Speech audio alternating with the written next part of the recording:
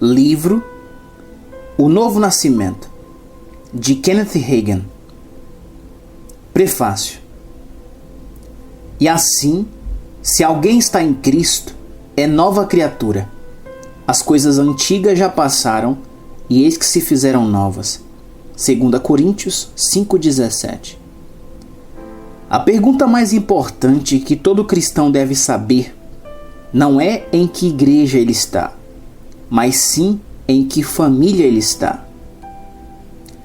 Capítulo 1. Nascido de novo. Nascido de novo na família de Deus. Esta é a chave que abre todas as promessas de Deus. Jesus ensinou que o homem precisa nascer de novo. As seguintes afirmações vieram dos lábios de Jesus: se alguém não nascer de novo, não pode ver o reino de Deus. João 3,3. Quem não nascer da água e do Espírito, não pode entrar no reino de Deus. João 3,5. Se não vos converterdes e não vos tornardes como criança, de modo algum entrareis no reino dos céus. Mateus 18,3. Se porém não vos arrependerdes, todos igualmente perecereis. Lucas 13,3. O novo nascimento é necessário para sermos salvos. Por meio do novo nascimento, você entra em um relacionamento correto com Deus. Ele é necessário antes que você possa reivindicar quaisquer benefícios da Bíblia. E há uma série de coisas que o novo nascimento não é. Ele não é uma confirmação, ser membro de uma igreja, o batismo nas águas, tomar sacramentos, observar deveres religiosos, receber o cristianismo intelectualmente, a ortodoxia da fé, ir à igreja, fazer orações, ler a Bíblia, ser moralmente correto, ser culto ou refinado, fazer boas obras, fazer o seu melhor. Nem qualquer das muitas outras coisas em que alguns homens confiam para salvá-los. Nicodemos, a quem Jesus falou sobre o novo nascimento, tinha a maioria das qualidades que acabamos de relacionar. Mas Jesus lhe disse: importa-vos nascer de novo. João 3,7. O ladrão na cruz e outros a quem Jesus perdoou enquanto estava na terra foram salvos sem essas coisas. Eles simplesmente fizeram a única coisa necessária. Aceitaram Jesus Cristo como Salvador pessoal, arrependendo-se e voltando-se para Deus de todo o coração, como uma criança. Uma pessoa que nasce de novo terá automaticamente todas as evidências de uma boa vida como resultado do novo nascimento. Mas é triste dizer, existem milhões de pessoas que confiam em boas obras para salvá-las. E milhões morrerão e se perderão sem o novo nascimento, porque foram enganadas com relação a essa experiência. É muito importante estarmos particularmente atentos e cuidadosos em relação ao nosso bem-estar eterno, e que não confiemos nem no melhor dos homens enquanto essa questão. Se permitirmos que os homens nos enganem em questões eternas e acabarmos nos perdendo, será tarde demais para cuidar pessoalmente do nosso bem-estar. Faça algo a respeito disso agora mesmo. Não tenha a atitude que diz que você não pode estar enganado. Não pense que sua igreja é a única certa e que ela não pode enganar você. Sua igreja pode estar certa no seu ensinamento com relação ao novo nascimento. Mas certifique-se lendo a Bíblia por si mesmo, vendo com os próprios olhos e sabendo no seu coração que você se acertou com Deus, que você tem um verdadeiro novo nascimento e que está vivendo corretamente com Ele todos os dias. Não há propósito em enganar a si mesmo. Ou você nasceu de novo ou não. Ou você é realmente salvo, ou você está sendo enganado para pensar que é salvo, mas está perdido. Você conhece sua própria vida e seu verdadeiro relacionamento com Deus. Portanto, defina claramente que você é genuinamente uma pessoa salva e que está atualmente em contato com Deus. Ter conhecimento, demonstrar refinamento e uma vida correta exteriormente, na igreja institucional ou fora dela, não pode substituir o novo nascimento, porque o problema está no coração. Jesus disse: porque de dentro do coração dos homens é que procedem os maus desígnios, a prostituição, os furtos, os homicídios, os adultérios, a avareza, as malícias, o dolo, a lascívia, a inveja, a blasfêmia, a soberba, a loucura. Ora, todos estes males vêm de dentro e contaminam o homem.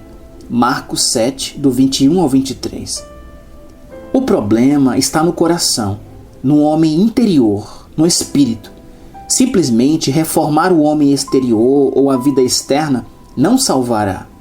Um artista pode colocar uma camada de cera lindamente colorida do lado de fora de uma maçã podre, mas a maçã ainda estaria podre no seu interior. Uma mordida nela seria como morder algo em decomposição. Fora de Cristo, todo homem está podre no coração, e a mera retidão externa na vida, separada de Cristo, é artificial, e é a prática dos hipócritas. Jesus disse sobre aqueles a quem ele chamou de hipócritas: pois sois semelhantes aos sepulcros caiados, que por fora se mostram belos, mas interiormente estão cheios de ossos de mortos e de toda imundícia. Mateus 23, 27. Capítulo 2. Da morte para a vida. A Bíblia é um livro misterioso até encontrarmos a chave que o abre. Então ela deixa de ser um mistério e se transforma em uma mensagem. Há duas palavras que abrem a Bíblia ao nosso entendimento, e essas palavras são vida e morte. A morte tem sido um mistério em todos os tempos. A ciência fica totalmente muda em sua presença, incapaz de explicá-la. A filosofia se torna poética quando encontra esse inimigo temido do homem, e a teologia tem abordado apenas aspectos gerais na tentativa de explicá-la. A morte, o inimigo que nos persegue, iniciou sua obra no nascimento da raça humana e a tem acompanhado ao longo do fluir dos séculos até o presente momento. A morte não fez parte da criação, nem fez parte do plano original de Deus. De fato, a morte física é um inimigo de Deus e um inimigo do homem. A Bíblia diz em 1 Coríntios 15, 26, que a morte física é o último inimigo que será colocado debaixo dos nossos pés. Antes que possamos entender a natureza da morte, porém precisamos entender a natureza do homem. O homem não é um ser físico, ele é espírito. Na verdade, o homem é um espírito que possui uma alma e vive em um corpo. 1 Tessalonicenses 5:23. Quando Jesus disse a Nicodemos: "Importa-vos nascer de novo", João 3:7, Nicodemos estava pensando naturalmente e perguntou: "Como pode um homem nascer sendo velho? Pode porventura voltar ao ventre materno e nascer segunda vez?" E Jesus explicou: "O que é nascido da carne é carne, e o que é nascido do Espírito é Espírito." João 3, 4 e 6. O novo nascimento é o renascimento do espírito humano. O verdadeiro homem é espírito. O espírito opera através da alma, o intelecto, as emoções e a vontade do homem. E a alma, por sua vez, opera através do corpo físico. Ora, o homem, que é espírito, e sua alma vivem em um corpo físico. Na morte física, o homem e sua alma deixam o corpo físico e vão para o lar eterno. Em Lucas 16, do 19 ao 24, Cristo nos deu a experiência do homem rico e Lázaro. Ora, havia certo homem rico que se vestia de púrpura e de linho finíssimo, e que todos os dias se regalava esplendidamente. Havia também certo mendigo chamado Lázaro, coberto de chagas, que jazia à porta daquele, e desejava alimentar-se das migalhas que caíam da mesa do rico. E até os cães vinham lamber-lhe as úlceras. Aconteceu morrer o mendigo e ser levado pelos anjos para o seio de Abraão. Morreu também o rico e foi sepultado. No inferno, estando em tormentos, levantou os olhos e viu ao longe Abraão e Lázaro no seu seio. Então, clamando, disse: "Pai Abraão, tem misericórdia de mim e manda Lázaro que molhe em água a ponta do dedo e me refresque a língua, porque estou atormentado nesta chama." Lucas 16, do 19 ao 24. Lázaro e o homem rico ainda estavam conscientes. O homem não morre como um animal, como algumas pessoas gostariam que você acreditasse. E não existe sono da alma. Vários tipos de morte são mencionados na Bíblia, mas existem 3 deles com os quais precisamos nos familiarizar. Primeiro, a morte espiritual. Segundo, a morte física. Terceiro, a morte eterna ou a segunda morte, que é ser lançado no lago que arde com fogo e enxofre. A morte espiritual veio à terra primeiro, depois se manifestou no corpo físico, destruindo-o. A morte física não passa de uma manifestação da lei que está em vigor no nosso interior, chamado por Paulo a lei do pecado e da morte. Romanos 8:2.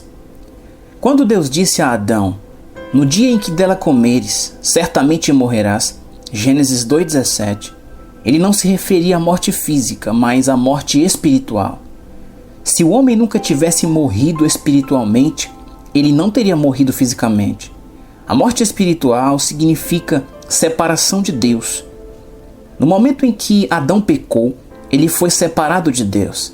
Quando Deus veio ao jardim na viração do dia, como era seu costume para andar e conversar com Adão, e chamou: "Onde estás?" Adão disse: "Me escondi." Gênesis 3, 9 e 10. Ele estava separado de Deus. O homem agora está unido ao diabo. Ele é um proscrito, um fora da lei, expulso do jardim sem nenhuma base legal para se aproximar de Deus. Ele não responde mais ao chamado de Deus, apenas à sua nova natureza ou ao seu novo Senhor. O homem é mais que um transgressor. Ele é mais que um violador da lei e um pecador. O homem é espiritualmente um filho do diabo e ele participa da natureza de seu pai. Isso explica por que o homem não pode ser salvo pela sua conduta. Ele precisa nascer de novo. Se o homem não fosse um filho do diabo, então poderia simplesmente adotar o tipo certo de conduta e estaria tudo bem. Mesmo que adote uma boa conduta, ele ainda é um filho do diabo e irá para o inferno quando morrer, para o lago que arde com fogo e enxofre, que é a segunda morte.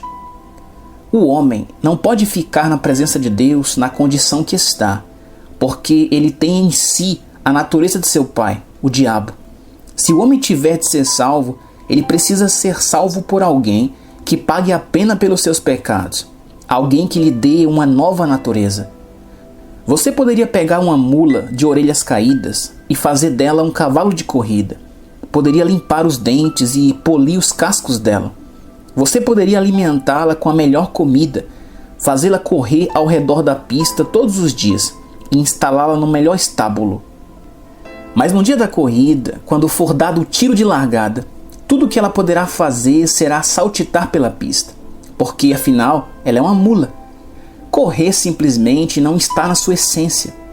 Agora, você pode pegar um cavalo de corrida, não lhe dar um tratamento tão bom, mas quando posicioná-lo na largada e o tiro for dado, ele vai voar. Essa é a natureza dele. Ele nasceu e foi criado assim. Para a velha mula se tornar um cavalo de corrida, ela teria de nascer de novo, e isso é impossível.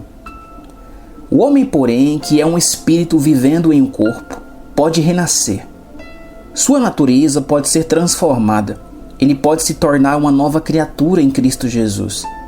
Não importa o quanto o homem se torne bem educado, quantos títulos ele tenha, quanto dinheiro ele possua, o quanto ele se dedique à assistência social, nem o quanto seja religioso. O homem não pode estar na presença de Deus. Sua natureza é a natureza errada. O homem está perdido hoje, não por causa do que ele faz, mas por causa do que ele é. O que ele faz é resultado do que ele é. O homem precisa da vida de Deus porque ele está espiritualmente morto.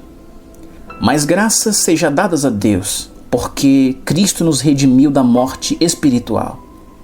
Porque assim como o Pai tem vida em si mesmo, também concedeu ao Filho ter vida em si mesmo.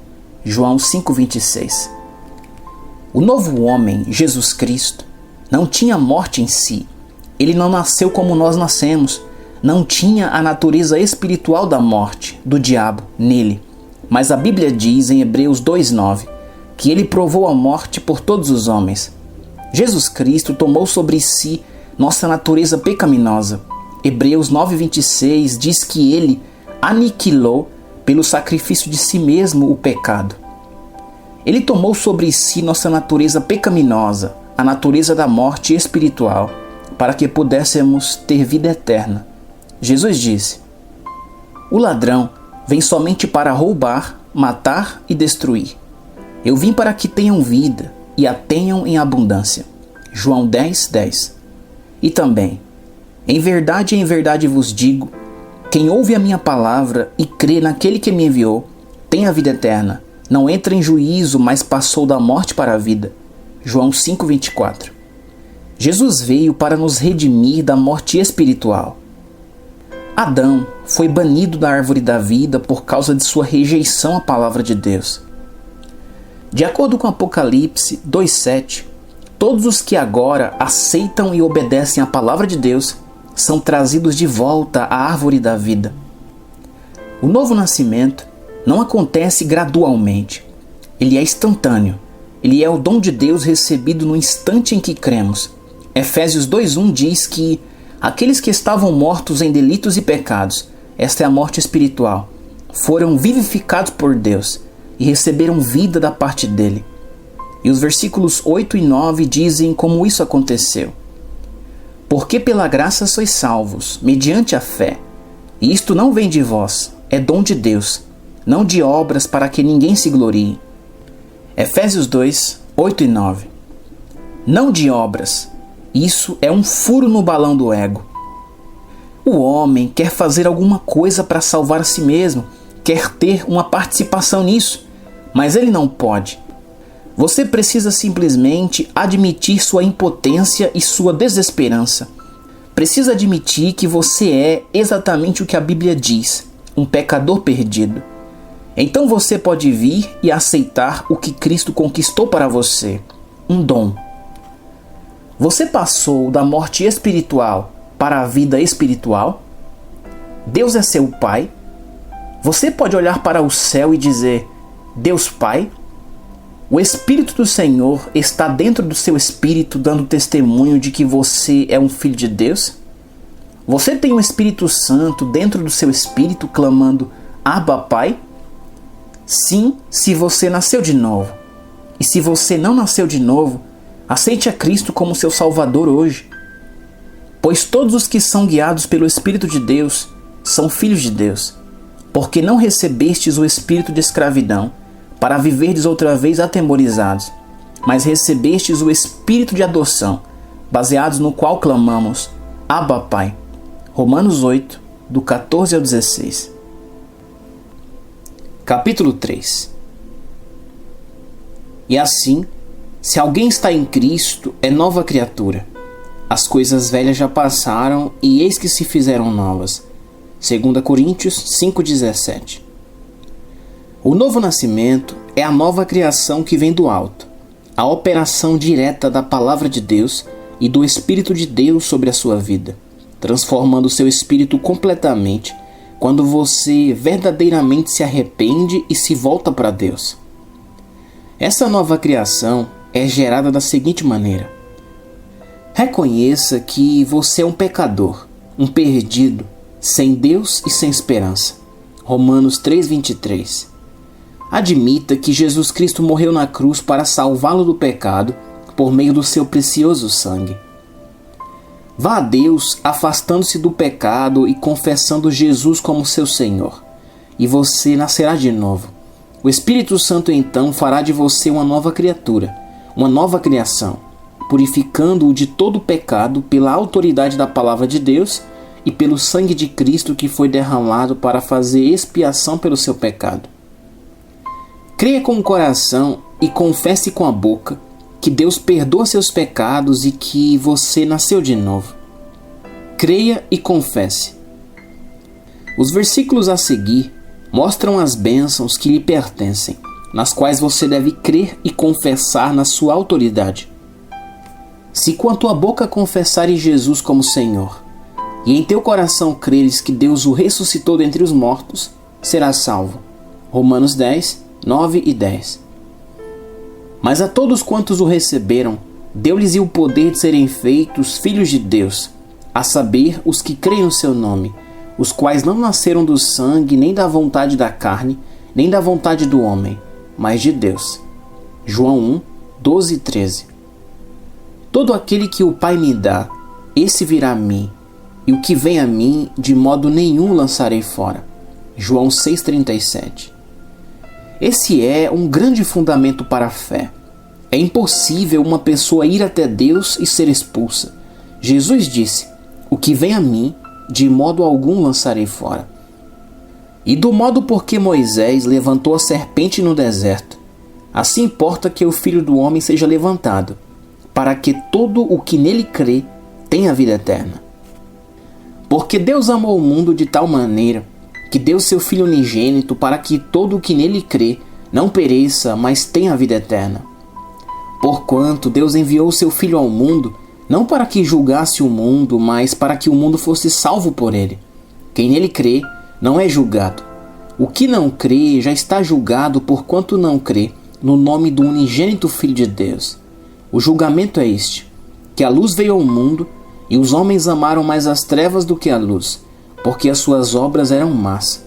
Pois todo aquele que pratica o mal aborrece a luz e não se chega para a luz, a fim de não serem arguidas as suas obras. Quem pratica a verdade aproxima-se da luz, a fim de que as suas obras sejam manifestas, porque feitas em Deus. João 3, do 14 ao 21. Por isso, quem crê no Filho tem a vida eterna. O que todavia se mantém rebelde contra o Filho não verá a vida, mas sobre ele permanece a ira de Deus. João 3,36. Em verdade vos digo: quem ouve a minha palavra e crê naquele que me enviou, tem a vida eterna. Não entra em juízo, mas passou da morte para a vida. João 5,24. Arrependei-vos, pois, e convertei-vos, para serem cancelados os vossos pecados, a fim de que da presença do Senhor venham tempos de refrigério. Atos 3,19. Porque pela graça sois salvos mediante a fé. E isto não vem de vós, é dom de Deus, não de obras, para que ninguém se glorie. Efésios 2, 8 e 9. Você tem inteligência para verificar por si mesmo o que a Bíblia diz. Portanto, mais uma vez advirto: não ouça as interpretações de homens que destroem a simplicidade das passagens bíblicas e o deixam confuso. Eles não se importam com a sua alma. Caso contrário, não procurariam roubar de você suas verdadeiras experiências cristãs. Se tivessem amor por você, ao menos permitiriam que você acreditasse na Bíblia assim como ela é, e o encorajariam a ter experiências com a palavra de Deus. Quando homens assim se esforçam tanto para roubar-lhe esses benefícios, você não será tolo em não acordar e ver que eles são agentes do diabo, destinados a enviar homens para o inferno. Não importa se são os homens religiosos mais refinados e maravilhosos que você já conheceu. Eles não são ministros de Deus se estiverem roubando de você a bênção do Senhor. A Bíblia diz: e não é de admirar, porque o próprio Satanás se transforma em anjo de luz. Não é muito, pois, que os seus próprios ministros se transformem em ministros de justiça. E o fim deles será conforme as suas obras. 2 Coríntios 11, 14 e 15. Capítulo 4. A água do novo nascimento. Jesus disse: não te admires de eu te dizer, importa-vos nascer de novo. João 3,7. Logo antes de dizer isso, Jesus afirmou: em verdade te digo, quem não nascer da água e do Espírito, não pode entrar no reino de Deus. João 3,5. O que é a água do novo nascimento? O que essa água do novo nascimento significa? Jesus se refere a ser batizado nas águas nesse versículo? Essa explicação o deixa satisfeito? Não. Na verdade, não é disso que Jesus está falando. A água mencionada em João 3,5 é a palavra de Deus. Vamos provar isso ao analisar uma série de versículos. Para que a santificasse, tendo-a purificado por meio da lavagem de água da palavra. Efésios 5,26. O Espírito é o que vivifica, a carne para nada aproveita. As palavras que eu vos tenho dito são Espírito e são vida. João 6,63. Vós já estáis limpos pela palavra que vos tenho falado. João 15:3. Santifica-os na verdade. A tua palavra é a verdade. João 17:17. Pois fostes regenerados, não de semente corruptível, mas de incorruptível, mediante a palavra de Deus, a qual vive e é permanente. Pois segundo o seu querer, ele nos gerou pela palavra da verdade, para que fôssemos como que primícias das suas criaturas. Tiago 1,18. A pessoa precisa crer no que a palavra de Deus diz sobre o homem, que o homem é um pecador e que Cristo morreu para salvá-lo de todo pecado. Então, se o homem confessar seus pecados a Deus e afastar-se deles com o coração íntegro e crer no Evangelho, ele é moldado segundo a palavra de Deus. O Espírito Santo, então, transformará sua vida pelo poder da palavra de Deus e pelo sangue de Cristo. Nesse instante, então, ele nasce de novo. Essa nova criação, o filho que acaba de nascer em Deus, deve então crer na palavra de Deus e andar de acordo com ela. Ele precisa começar a ler a Bíblia e a orar a Deus. Deve andar e viver no Espírito e ser conformado com a palavra de Deus à medida que recebe luz. Nascer de novo, tornar-se um filho de Deus, é da máxima importância. É a chave que abre todas as promessas de Deus para você, pois quando você se torna um filho de Deus, as promessas dele passam a lhe pertencer. Capítulo 5. Fatos da nova criação. Eis alguns fatos bíblicos sobre a nova criação que você que é um crente em Cristo passou a ser. Você é um filho de Deus. Nenhuma verdade em toda a Bíblia tem um alcance tão amplo quanto o abençoado fato de que, quando nascemos de novo na família de Deus, Deus é o nosso Pai. Ele cuida de nós. Ele está interessado em nós, em cada um de nós individualmente, não apenas como um grupo, um corpo ou uma igreja. Ele está interessado em cada um de seus filhos e ama cada um de nós com o mesmo amor. Muito se ouve falar sobre a paternidade de Deus e a fraternidade do homem, mas Jesus disse a algumas pessoas muito religiosas: vós sois do diabo, que é vosso pai. João 8,44. Deus é o Criador de toda a humanidade, mas o homem precisa nascer de novo para se tornar seu filho. Ele é Deus para o mundo, mas Pai somente para o homem que se tornou nova criação. Deus é seu Pai, você é filho dele. E se ele é seu Pai, você pode ter certeza de que o Senhor assumirá o lugar de um pai e fará o papel de um pai. Você pode ter certeza de que, como seu pai, ele o ama e cuidará de você.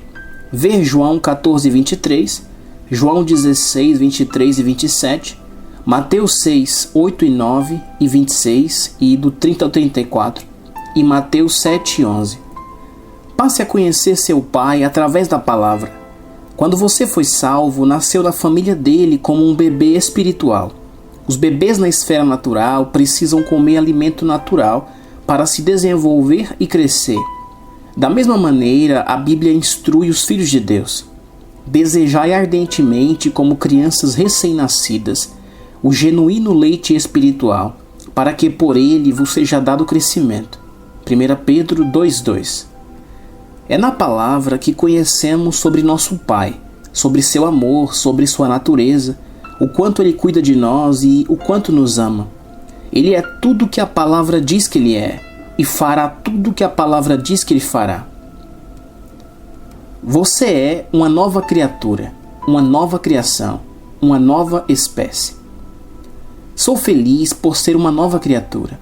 Eu tinha apenas 15 anos, mas lembro-me de quando isso aconteceu. Alguma coisa ocorreu dentro de mim. Parecia que um peso de 2 toneladas saíra do meu peito. Não apenas algo saiu de mim, como algo entrou em mim. Eu não era mais a mesma pessoa.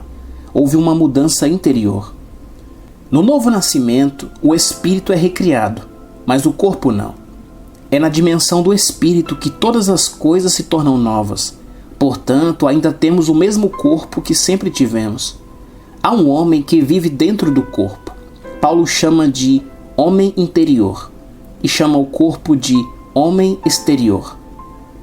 Mesmo que o nosso homem exterior se corrompa, contudo o nosso homem interior se renova de dia em dia. 2 Coríntios 4,16. Pedro chama esse homem interior de o homem interior do coração. 1 Pedro 3,4. Esse homem está oculto aos olhos físicos. Ninguém pode ver quem você é de verdade, o homem interior. As pessoas podem pensar que sim, mas elas só veem a casa, o corpo, onde você vive. Quem você é de verdade está dentro, olhando para fora. A mesma coisa acontece com as outras pessoas. Você nunca viu realmente o verdadeiro homem que habita dentro delas. Você não sabe como elas são. Você só viu a casa onde elas vivem. Quando a casa de um homem está deteriorada, o verdadeiro homem ainda vive. O verdadeiro homem nunca morre. É esse homem interior que se torna um novo homem em Cristo, uma nova criação. É o homem interior que nasce na família de Deus, que é o filho do próprio Deus e que está em perfeita união com o Senhor. Você é um com o Senhor. Mas aquele que se une ao Senhor é um espírito com Ele. 1 Coríntios 6,17. O cristão e Jesus são um. Jesus disse: Eu sou a videira, vós os ramos. João 15,5. Quando você olha para uma árvore, não pensa nos ramos como uma parte e no restante da árvore como outra parte. Você a vê como uma coisa só, como uma unidade. Da mesma maneira, somos um com Cristo. Nosso espírito é um com Ele. Jesus é a cabeça, nós somos o corpo. Todas as coisas são possíveis para você. Ninguém discute o versículo da Bíblia que diz: Para Deus tudo é possível. Mateus 19:26. Mas o Novo Testamento também diz: Tudo é possível àquele que crê. Marcos 9:23. Esses versículos são ambos verdadeiros? Um deles poderia ser uma constatação e o outro um conceito errôneo? Uma falsidade? Não. Ambas as afirmações são verdadeiras. Tudo é possível àquele que crê. Enquanto dirijo pela estrada, dizer isso me ajuda a dirigir tranquilo. Quando enfrento uma situação aparentemente impossível, dizer em voz alta: Tudo é possível àquele que crê. Eu creio, me ajuda a ter fé. Aquele que é maior está em você. Filhinhos, vós sois de Deus e tendes vencido os falsos profetas, porque maior é aquele que está em vós do que aquele que está no mundo. 1 João 4,4. Vós sois de Deus. Essa é outra maneira de dizer que você nasceu de Deus. Esse versículo diz a mesma coisa que 2 Coríntios 5,17 diz, que se alguém está em Cristo, é nova criatura. João está nos dizendo que nascemos de Deus, que nascemos de novo, que nosso espírito foi recriado. Em outras palavras, que somos de Deus. Infelizmente, muitos cristãos não sabem que nasceram de Deus e que receberam a vida eterna, a vida e a natureza de Deus. Eles pensam que a vida eterna é algo que eles terão quando chegarem ao céu. Muitos pensam que simplesmente receberam o perdão pelos pecados. Se apenas foi nos ensinado que nossos pecados foram perdoados e que permaneceremos justificados somente se andarmos cuidadosamente diante de Deus, e nunca nos foi ensinado que a natureza de Deus está dentro de nosso espírito, então o pecado e Satanás continuarão a reinar sobre nós. Mas quando sabemos que o homem interior, o homem real, nasceu de novo e é um novo ser em Cristo Jesus, então governamos e reinamos sobre Satanás. Filhinhos, vós sois de Deus e tendes vencido os falsos profetas, porque maior é aquele que está em vós do que aquele que está no mundo. 1 João 4,4. Aquele que está no mundo é o Deus deste mundo, Satanás. Vê 2 Coríntios 4,4. Mas graças a Deus, maior é aquele que está em nós do que o Deus deste mundo. Maior é aquele que está em nós do que Satanás. Aquele que está em nós é maior que os demônios. Ele é maior que os espíritos malignos, maior que a doença, maior que a enfermidade. Ele é o maior e vive em mim. Ele vive em você também. Aquele que está em você é maior que qualquer força que possa vir contra você. Porque nós somos santuário do Deus vivente, como ele próprio disse. Habitarei e andarei entre eles, serei o seu Deus e eles serão meu povo. 2 Coríntios 6,16. Quantos cristãos são conscientes do fato de que Deus habita neles? Isso parece impossível, mas a Bíblia quer dizer exatamente aquilo que ela diz. Se é o que ela diz, é a verdade. É hora de a igreja se tornar consciente de que Deus habita dentro dela. Por muito tempo, ela tem sido dominada pela fraqueza, pela doença, pelo complexo de inferioridade, pelos problemas e pela pobreza. Há muito tempo temos falado e pensado somente sobre essas coisas a ponto de uma grave condição de dúvida, incredulidade e fracasso espiritual se estabelecer sobre a igreja. Essa psicologia da incredulidade tem roubado de nós a fé e a vida cristã vibrante e abundante que Jesus pretendeu que tivéssemos. E vim para que tenham vida e a tenham em abundância. João 10:10.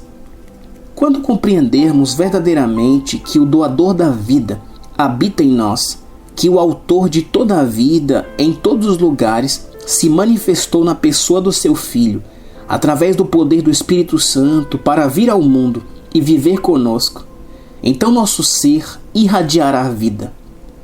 Maior é aquele que está em vós do que aquele que está no mundo. Entenda isso. Você é de Deus. Você nasceu do alto. O mesmo Espírito poderoso que ressuscitou Cristo dos mortos habita em você. Não é de admirar que a Bíblia diga: tudo é possível ao que crê. Marcos 9:23. É porque o Deus com quem todas as coisas são possíveis vive dentro de nós.